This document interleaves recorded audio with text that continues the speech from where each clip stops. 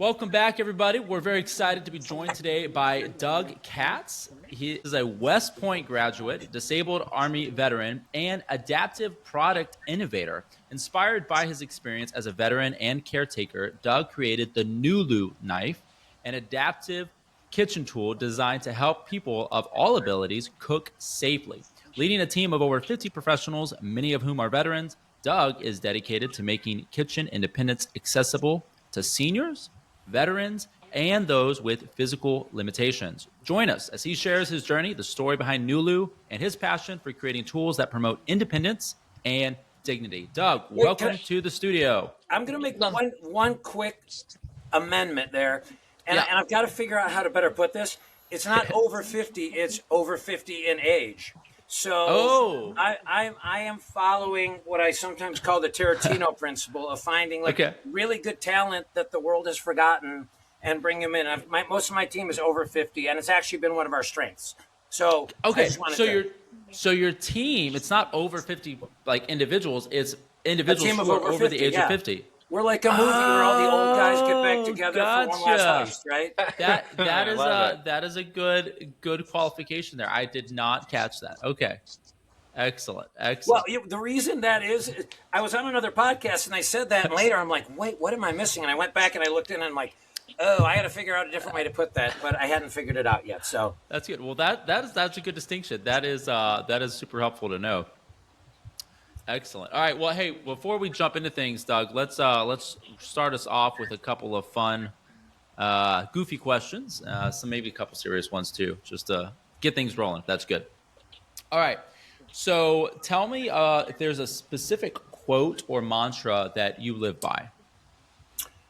You know, that's I don't have a particular quote, right? Like, I think that it's really hard to boil it down to one. Yep. I tend to more see people that I like to pattern after. I'm a big Teddy Roosevelt guy. I like to see who walked a certain path and follow that, because I think it still provides a simplicity of action, but doesn't necessarily limit me.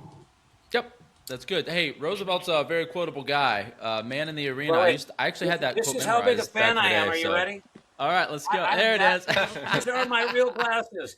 That's how big a fan I am. Get your glasses, get a big stick, and you'll be locked and loaded. Yep. That's awesome. All right. What about, what do you think the most spontaneous thing you've ever done would be? Well, I won my wife over when I took a bet for $20 that I wouldn't run full speed into a 20-foot inflatable Budweiser can, which I did. Nearly dislocated both my elbows.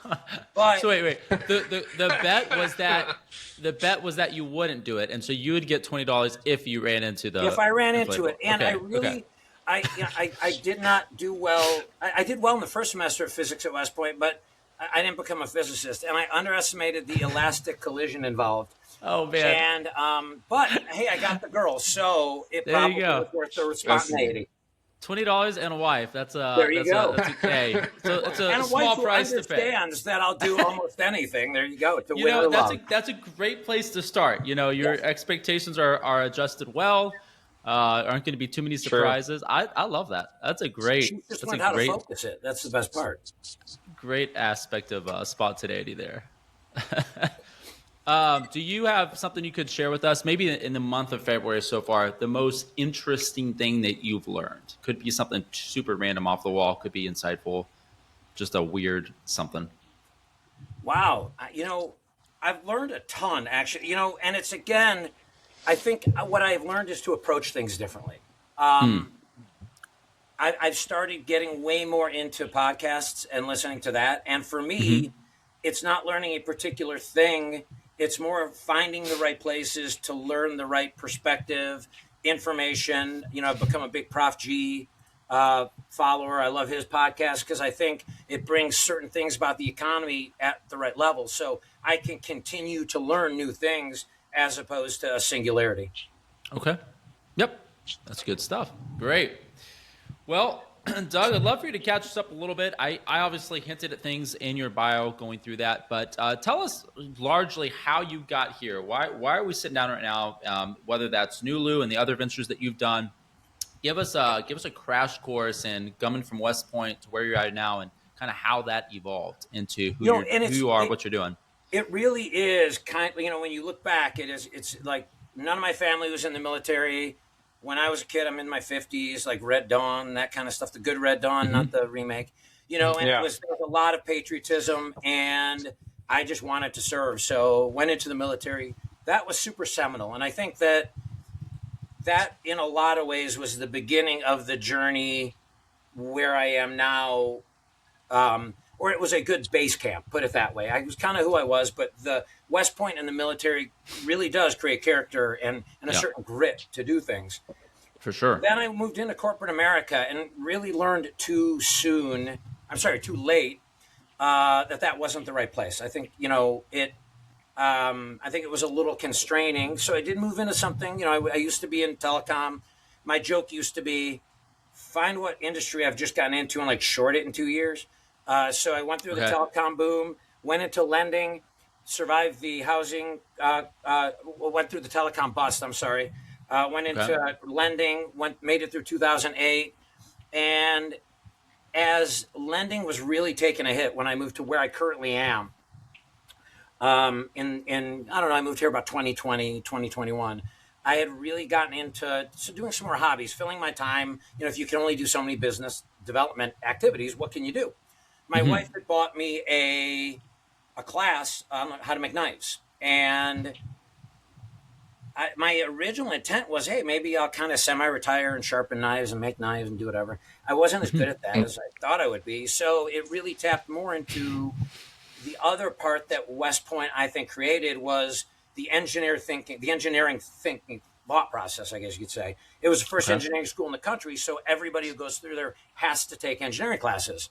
So when I was out in my forge, I would be thinking a little bit differently sometimes because I was thinking like an engineer, not like and I'm not a professional engineer, but it really has focused how I think about things.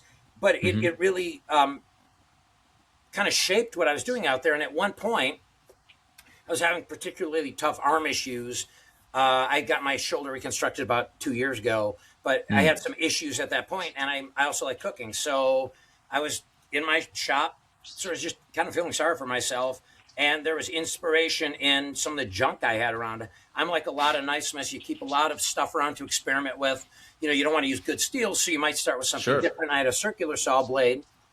And I started playing with some different shapes. I had made what's called an NULU before, and I knew it had some great capabilities.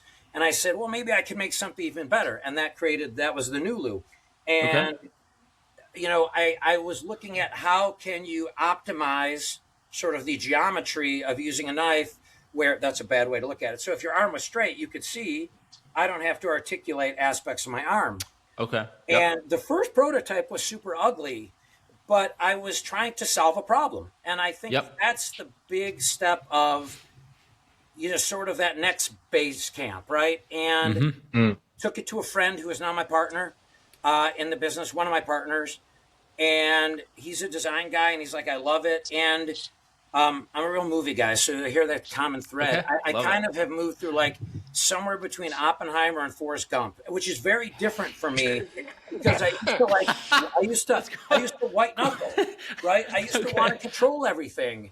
And I sort of really got into Zen and some other things, and I sort of let things happen more organically and was more open with my idea to try and find people. So what I found was if I think about the vision and find the right people for execution, then I can get there. And when I say Forrest Gumping, it was kind of entering networking events or whatever with no expectations, but then finding the right people just by happenstance. And I think that served me pretty well. So I don't know if that answered the question, but that's awesome. So there's a lot of good stuff we can get into. I'm curious first, you said you like to cook. What I'm asking this because I more recently I'm working at becoming better at cooking. I dislike it. Really? Yeah. So Eric's like, wait a minute. So what do you like to cook? Do you have a particular cuisine? I like cooking everything. And for me, I think it's about flavor profiles, right? Like understanding those different things, which I think you don't need a formal education. But this is funny.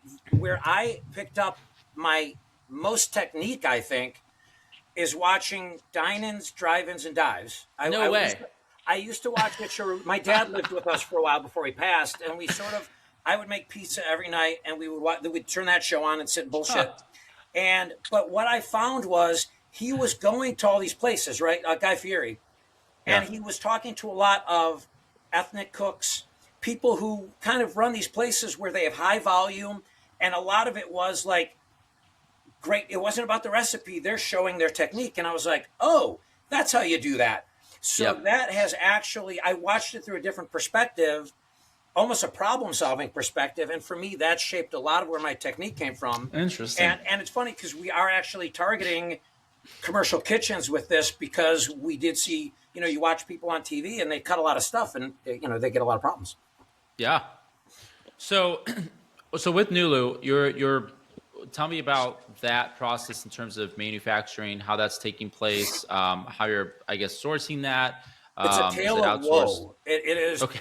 It is. Well, it was interesting because very easy. That's a Conan reference there. There you go. It was easy to make this. So this and if your viewers like, I made this in my garage with a Yep. 3D printer and I have a professional grinder, but for this I was able to use grinders that I found at Harbor Freight.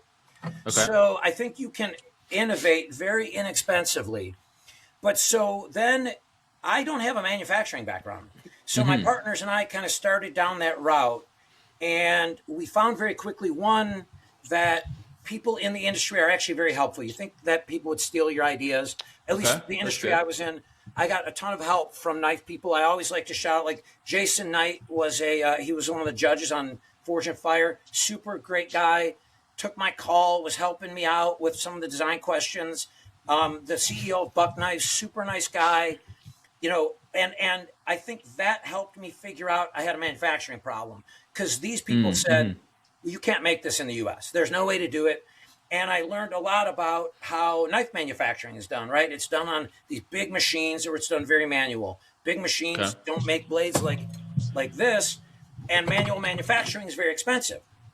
So we ran into some real initial problems because it's a little bit easier, even if you don't know a industry, to find domestic manufacturers who can help you talk you through the process. We're like, okay, we got to make it overseas. There was a guy who was a West Point grad and was helping us out, but I think he was just a little over his skis. So we ate a couple of months in finding the right manufacturer, in letting someone else chart the path. Like we were always like, boy, this doesn't seem right, but he knows what he's doing. Ended up really that wasn't the case. And this is where I sort of Oppenheimered it. There was a gentleman who was a big knife industry veteran who we just hit it off with, right? Like we sent him a prototype, we're back and forth with him. Initially it was like, this thing is not great. And it looked very primal at that point. But then when we came up with a revised one, we said, hey, we'd love for you to take a look at it. He joined the company. So Wow. all of a sudden, our manufacturing problems were solved because he's like, we're going to use my manufacturer. So Okay. what I learned is, again, sort of this Oppenheimer thing. If I was 25, then I might say, well, if this is the industry I want to be in, it makes sense for me to learn it. At 54, I looked at it and said, it's better for me to find the right person who I can work with, who has the same That's great. values and vision and everything, and give them a piece of the company. And Nulu isn't just, we are, my core team also is working on some other products and sort of a venture studio model where we want to run lean on the brands and give them a chance to be able to take off by consolidating the back end in sort of a venture studio. Is that Red Leg Ventures? Is that That's Red Leg Innovation, yeah. Because Yep. what we found out was there's a lot of things that are adjacent but don't work from a brand equity perspective with each other. So if we keep things as certain brands, but it's nothing new, but what we figured is that's what works for us, because we also have a good process up there for how we go from ideation to figuring out if we want to bring something to market. I love that. I love that you were thinking of how to do this in a way that makes sense with where you're at, kind of in your timeline, and leveraging other people in a way that maybe a younger Doug wouldn't have. I think that's really understandable. In Jim Collins's work, where he talks about good to great leaders, this is one of those ideas of having like a lot of good focus, but he talks a lot about humility. And to me, this sounds like I think young people in general, one of the things we struggle with is probably a sense of good humility, right? We need to Yes. know where our boundaries are and where we need help. And part of the successful things that have taken place in any industry have come from people who were humble enough to be like, man, I probably don't have the answer to everything on the planet. So Right. let's see if I can source this out to people that know what they're doing and bring them on. So that makes a lot of sense. Well, I Yeah. just actually wrote an article. I did some writing on the side about my generation kind of being the Pottery Barn generation, where we've broken a Okay. lot, not intentionally, but the things we complain about younger generations are actually a reflection. Like, you can't disassociate. You can't say, "Oh, these Gen Zers," and then look and go, "Wait a Uh-huh. minute." Like, we were Yep. part of that, and I Yep. think that as I've become more entrepreneurial, I look at it and say, we as Gen X have to start creating. It's a market, right? Like, it's a market of ideas. And we have to create the market of ideas that our wisdom is valuable to you guys, right? Yep. And that a path to success is like, well, not everything they say is stupid, right? Like, and I think I say that jokingly, but, I see it. My kids are, I have a 22-year-old, I have a 19-year-old, and I have a 14-year-old. Hmm. Um, and I always really try and not be that. Oh, your generation. Like, I really Yeah. try and keep it to, like, there's a lot to be gained here if both sides say, hey, you know what, we can. And I hate to say sides because it seems antagonistic, but I think in many ways it is. But it was funny. I came to this realization, and it kind of moves into the entrepreneurial side of, we say to you guys, oh, go work in corporate America, get a great job. And all of us hate jobs Hmm. in corporate America. And we look and we're like, you guys buck the trend and say, hey, if I don't like where I'm working, I'm going to find somewhere where I want to work. And it Yeah. almost is projection on the part Yeah. of my generation, because they are envious that they won't do that. And For all of sure. us had, we did it for the right reasons, right? We had kids, we had requirements, we had all this kind of stuff. But then you can't criticize the people who did. And I'm sorry if you hear my dogs Yeah. upstairs; they're being loud outside. It's all And I'll good. get off my soapbox. No, it's okay. This is funny. This idea of like generational complaining. It's so true. I'm 31 now, but I can think it was, I don't know, 3 or 4 years ago, my later 20s.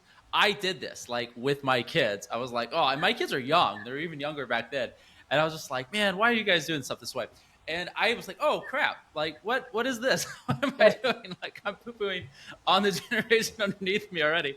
And it's interesting because I realized that a couple years ago. I'm like, this just seems to be a fact of life. It's a cyclical thing. Like, we're just going to do it at some stage, whether we catch ourselves or not. At some point, we're going to argue about these young bucks that are, not doing things right. So it's somewhat unavoidable. Right. But in another aspect, I realized that there is no generational like epoch that was perfect. It's just that individuals in every Right. industry or in Right. each generation make themselves stand out. Like, that's all it is. And Right. so what's cool Mm. about entrepreneurship is that entrepreneurship is where everybody goes that are really, really, really driven. So that's where you kind of get a hub of all Yes. these generations of like the people that really, really stood out from the mix because they just weren't willing to conform to, I want to do a 9 to 5 for 40 years and retire on a pension. So you get that in your generation and mine and my kids. And like, I know like everybody along the way, those people are going to show up. And what's cool is like entrepreneurship seems to be where they all meet in a lot of cases. Right. There are Well, other, Venn diagrams, but entrepreneurs are looking for the opportunity, and I love what yep. you're saying, because, like, when I go to, it was interesting moving from like stuffy corporate networking events to going to things with like entrepreneurs and founders, because they're like the most Yeah. optimistic people ever. They don't talk about politics because they're all looking to help each. Like, it's just a Yeah. very nurturing and like new. Like, I always feel rejuvenated after like a good networking event with a lot of entrepreneurs and Sure. founders. But what's Sure. interesting is the mind of like the entrepreneur is like, they're not looking at the generational differences the same way. Sometimes they're saying, okay, wait a minute, I'm trying to bring a product to market. Are they, this is an opportunity to understand part of my market, right? Like, they're always Mm-hmm. have their antennas up. And I think that you bring up a great Mm. point. is that it's an opportunity question, right? I think generationally, entrepreneurs sort of, the entrepreneurship kind of crashes down those entrepreneurial walls, or Yep. that generational walls, versus where they get even more ingrained in these very hierarchical Yep. situations, or when you sprinkle in like culture battles in sort of Yep. the wider society, then it's a lot easier to attribute it to For generational sure. things. Like, I got a Substack until I started going to like things with younger. I didn't even know what that was. I'm like, Substack, what the hell is that, right? And it's, I was still on Facebook, and that's like MySpace at this point, right? In many ways. So I feel like I've learned a lot from you guys. It's great. Well, I'm still a classicist at heart. I don't have Instagram. I don't do a lot. Facebook is the only social media I've ever done. Now I'm kind of on LinkedIn a little bit more. So I take pride in some aspects of myself that I really think are like I carry around a briefcase. I have this leather I love briefcase, that. and everywhere I show up, people are like, "Wow, I really like that briefcase." And I bought it because I thought it was cool. I was like, it was really classic design. It was nice, and I never thought about it. I don't do backpacks. And the number of times people are like, "Wow, I haven't seen a briefcase in years," and I'm like, "Really? Like, where they all at?" So I guess there's a part of me that likes old classic stuff, You and know what though? What I like but about that is, I've really been hearing sort of this thread now about being genuine. yeah, And that being sort of the new Hmm. currency, right? It used to be buttoned down and professional, and sure, certain companies you literally had to wear certain color tie, white shirt, like it was that much like a uniform. And I think now, as everybody is trying to stand out, people really, really like a genuine person, and they can smell bullshit more than ever. So I think like when people see that briefcase, they're probably saying, I know who this guy is, right? It's same with me. yeah, Like, when the tattoos went below the elbows, I was no longer employable for corporate America, yeah, but it was the right thing because that's me, right? And yeah, that is, Yeah.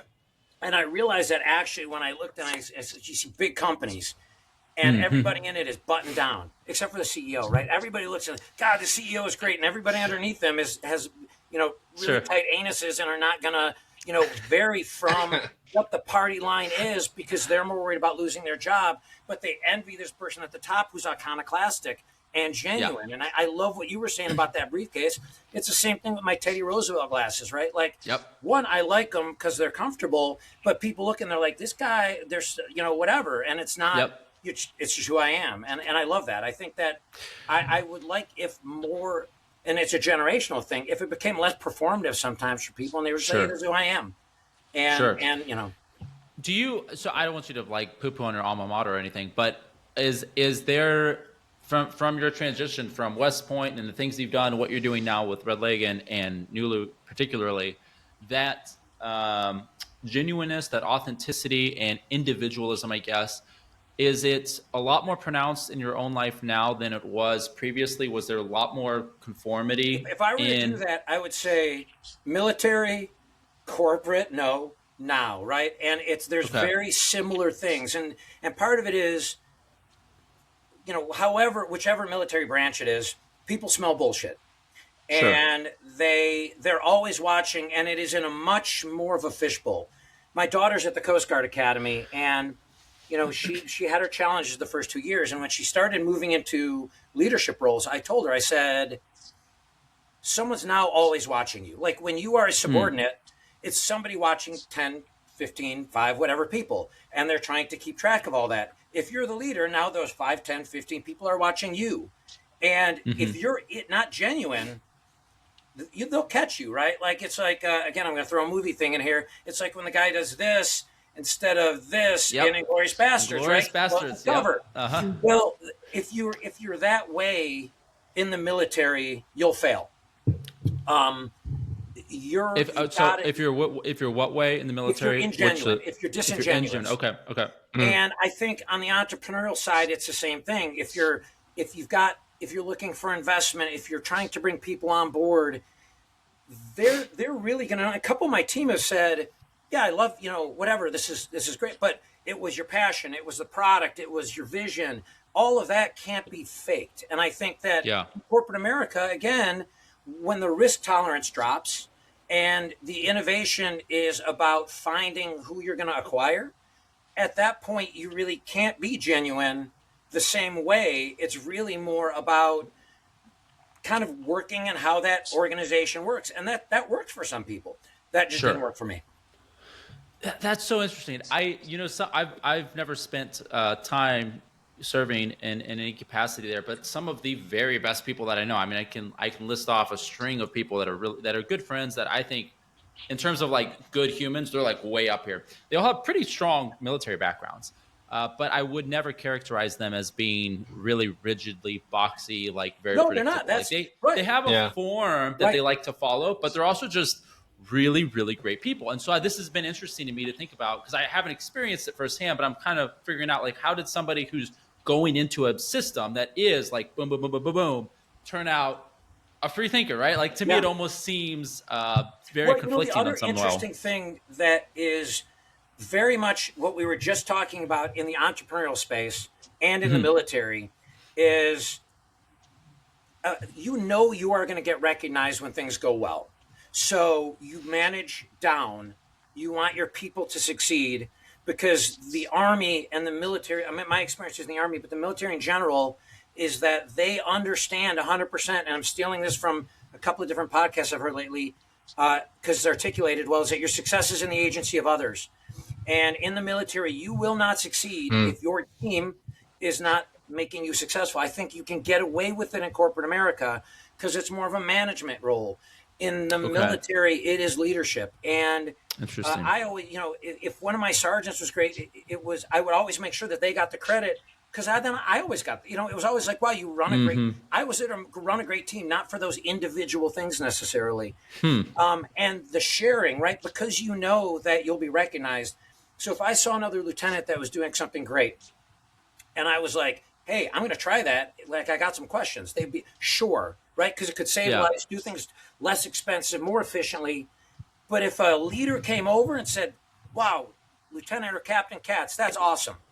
The first thing I would say is, no, it was this guy who taught me. You got to go check out what he's doing. And guess what? You both got great ratings. Yep. And Yep. that is the entrepreneurial space, right? Like, that is that world of shared success. That's where, like, if you can help someone solve a problem, it's not about getting the credit. It's about helping people solve problems and things like that. And I've found that to be the same. So I've been a real zealot in terms of talking to military folks, especially younger ones, to say, Sure.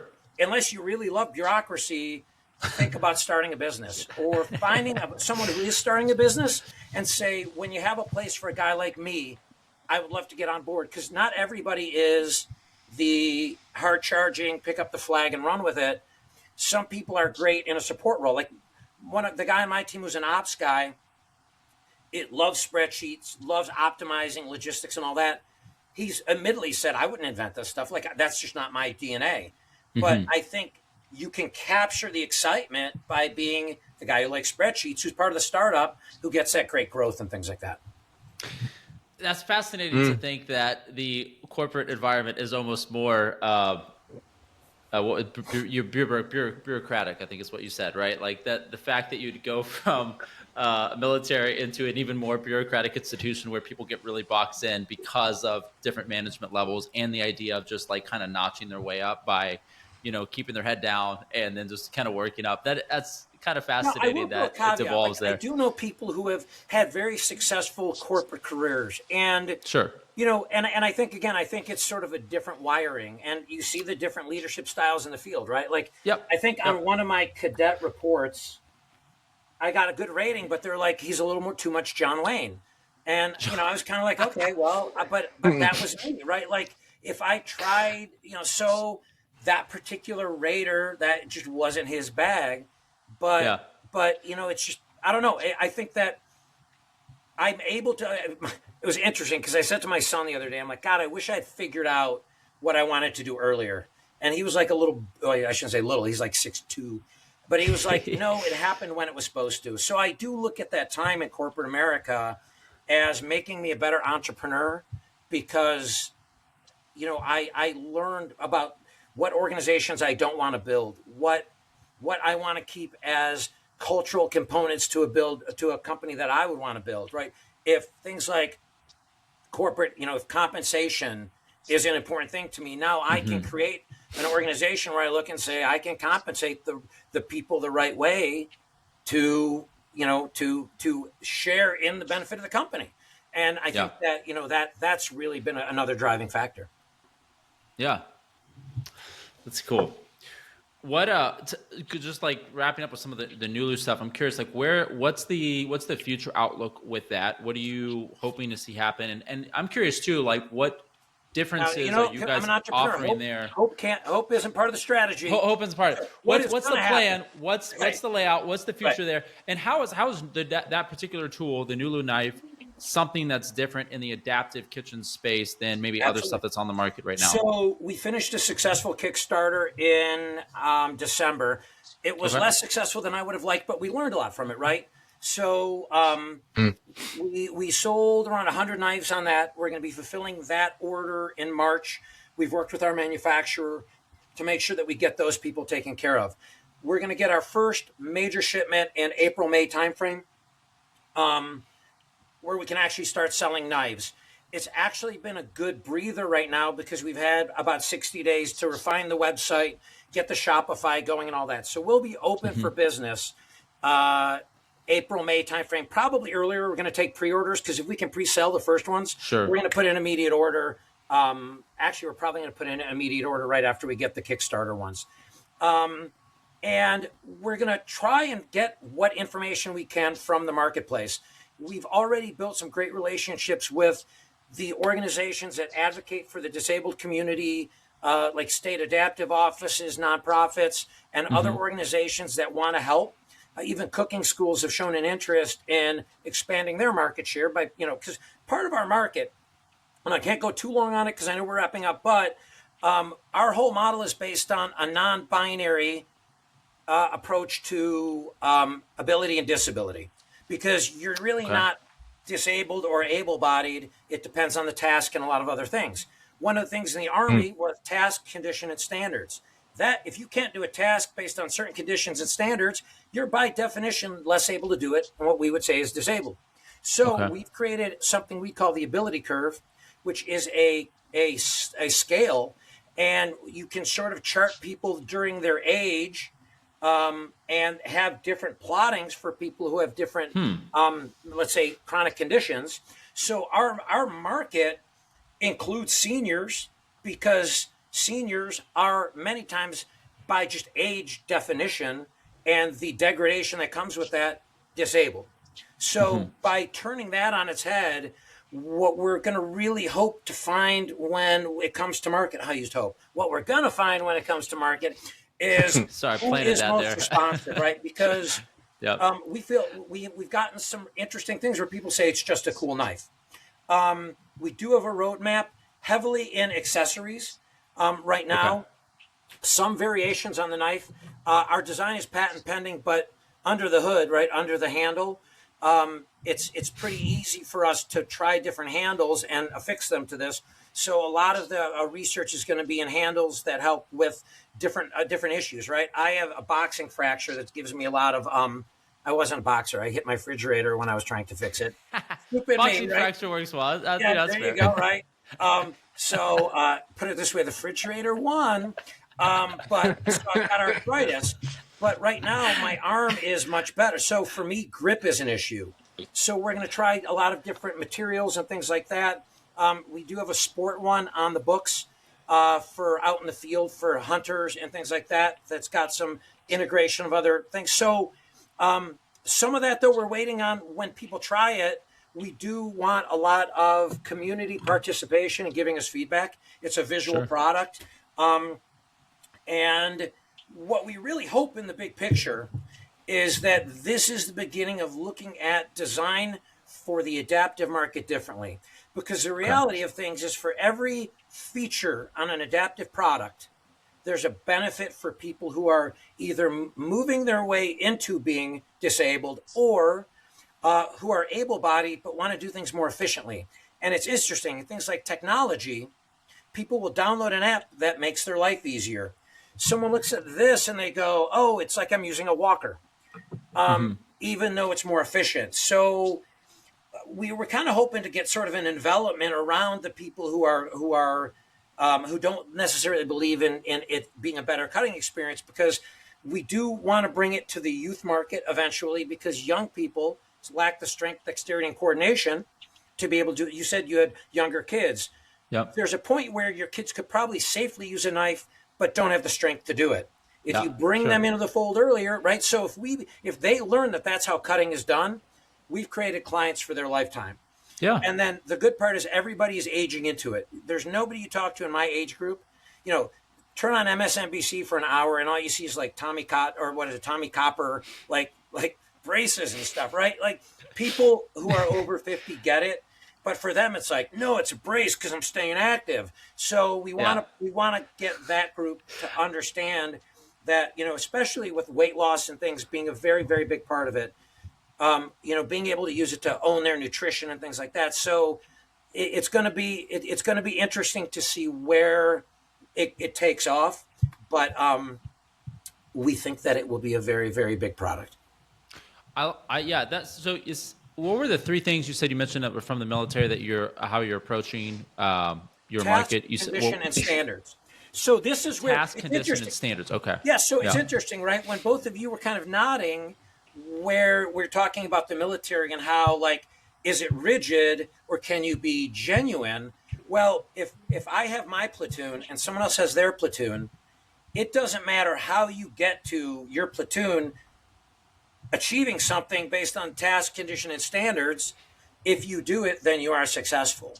And I think even like sales teams can really learn a lot from that, right? Because the manager is always going to want people to do things the way they did. Hey, this made me successful. Sure. Let me help you. Instead of, looking at saying, wait a minute, all of these people need to complete a task under certain conditions with certain standards. I'm going to give them those, and they're going to tell me how they're going to do it. Boy, your sales team's probably going to be more successful. Sure. That's good stuff. I love it. It seems like a very beneficial way to go to the adaptive market if you're looking at it from that approach and kind of filtering in from that. So, Doug, this has been a lot of fun. I've enjoyed talking with you. Absolutely. You guys are right. This has been one of the most fun podcasts I've done. We like that. So I want to have a final question here, and this is kind of just what you reference movies so much. I'm curious. Tell me your favorite movie and also your least favorite movie. Damn. So I'm going to go with least favorite first, and it was a terrible movie. It was called like X versus Sever. It was like Antonio Banderas, and it was literally the only movie that I considered unwatchable. But you almost have to watch it to see how terrible it is. And Banderas, no less. That's too bad. It's X versus Sever. It was terrible. It's hard for me to pick a favorite.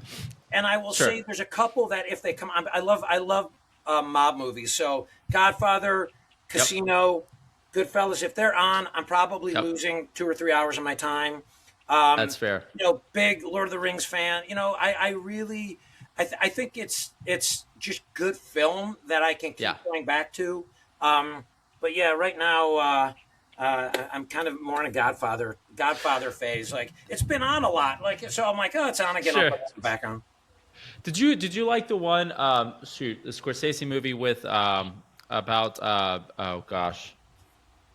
Jimmy Hoffa? The Irishman? The really long. What is it? Was it The Irishman? Irishman, yeah. It was like 3 hours. Well, I didn't find it watchable again. Like I really felt like it was maybe this coda that he was doing of all these crime movies. I might go back and watch it again because I think I had, there's certain movies that I'm like, I really like the director, I really love everyone in it, and I just didn't like it. And then I'll go back. Like I watched The Departed once. That's another one of his that I hadn't gotten into. And then it was on the other day, and I caught it in the middle, and I'm like, I'll go back and watch this because I think I'm going to like it better now. That happens. That and makes almost a lot any of sense. Tarantino movie I'll put up there too. Okay. I have a lot less appreciation for Tarantino. I've seen some of the stuff that he's like written for, and I liked. He's one where it's like I have to go back through and see, and like I like a little bit better. Inglourious Basterds, I think, is like an easy win. That one was kind of likable on a lot of levels, but Yeah. Fair for everybody. That was just on the other day. I was like, oh, I love this movie. So good. Good times, good times. Well, Doug, tell us how the audience can stay in touch with you, where we should follow you, and see you on your journey with NULU, and be aware of how those things are launching. NULU, they can go to nuluknives.com. Okay. We are live now, but there's just not much there. Yep. And they can look for me. I've got a pretty big digital footprint. I'm on LinkedIn. I've got a professional Facebook one that is easier for people to connect with. I do also have my marketing team gave me my own channel on YouTube where I can play and I don't mess up the brand. So they know me really well. So I do have a brand, and I do a lot with my daughter when she's in town there. We cook together and stuff. It's funny. She made these videos and I'm like, I don't know about these. And everybody's like, we love them. So whatever, I'll go with it. But they can put my name in. Now, one funny story I got to end with. I was born in Cleveland, Ohio, right? My extended family's in Cleveland, Ohio. Okay. And I've been looking for good strategic partners.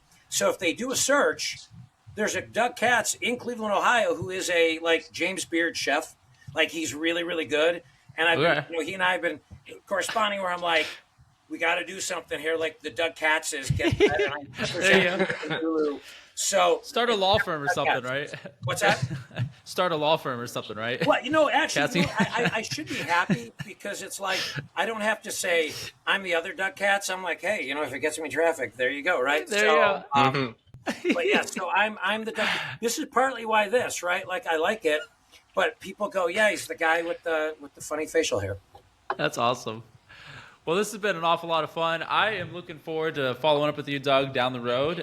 Maybe we can touch base next year and see how things have developed. It's been an awesome conversation. I'll Thanks for sharing. We are, right now, my skill set on NULU is great, but there's other people doing a lot of stuff. So we're actually working on another Red Leg Innovation product, going in the Founders Institute Accelerator, which is amazing, great organization, in March. And that's when we're hoping to launch in summer. So I'll definitely reach out because it's a really cool product that's in the hospice and support for people going through a difficult time industry.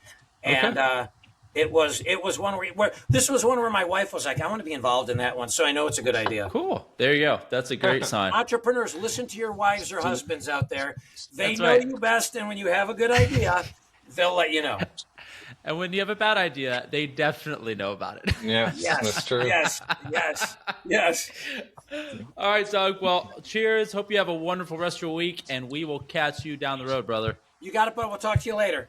All right. Cheers. Bye-bye.